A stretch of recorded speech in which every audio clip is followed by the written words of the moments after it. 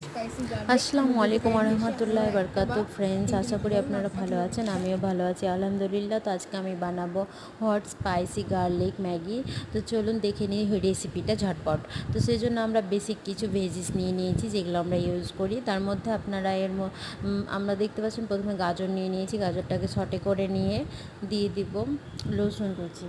রসুনটাকেও ভালোভাবে সটে করে নেব। এখানে কিন্তু আপনারা ক্যাপসিকামও ইউজ করতে পারেন। আমার কাছে যেহেতু ছিল না সেজন্য আমি ইউজ করতে পারিনি। আপনারা ইউজ করবেন, ভালো লাগবে খেতে। তারপরে দিয়ে দিয়েছি বিনসটাকে একটু সটে করে নেব। আপনারা এখানে খেয়াল রাখবেন এই মুহূর্তে আপনারা কিন্তু ম্যাগিটা দিয়ে দিবেন। আমার একটু আগে গিয়ে দেখতে পাবেন যে অনেক কালার চলে এসেছিলো। যেহেতু আমি একটু ম্যাগিটা ভালোভাবে সটে করব সেজন্য আগেই দিয়ে দিলে হয়তো ভালো হয়। আমার কালার একটু বেশি চলে এসছে, দেখতেই পাবেন আপনারা।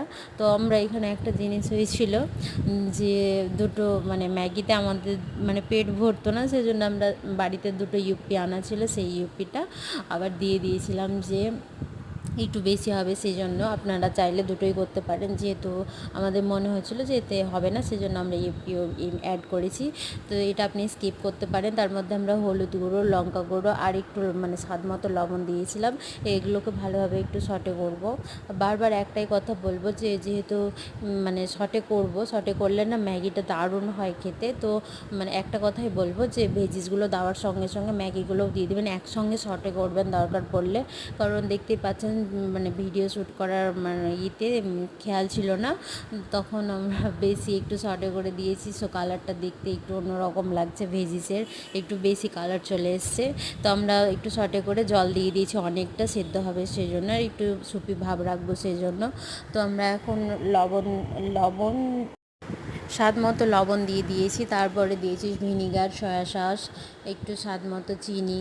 তারপরে দিয়েছি যে ম্যাগির যে মশলাগুলো ছিল সেই মশলাগুলো দিয়ে দিয়েছি। দিয়ে আমরা ভালোভাবে একটু ফুটিয়ে নেব, ভালো করে একটু ফুটিয়ে নেব। আর একটা জিনিস আপনারা খেয়াল করবেন যে আমরা ডিম দেওয়ার সময় আমরা ভেবেছি যে ক্যামেরা অন করাই ছিল, কিন্তু এইদিকে আমরা ক্যামেরা অনই করিনি, তো সেটা শ্যুট করা হয়নি। ডিম দিয়ে দিয়েছিলাম। ডিমের উপরে হালকা করে একটু লবণ আর জিরে গুঁড়ো দিয়ে ওপর দিয়ে কাঁচা লঙ্কা আর ধনেপাতা ছিটিয়ে দিয়ে গার্নিশিং করেছিলাম।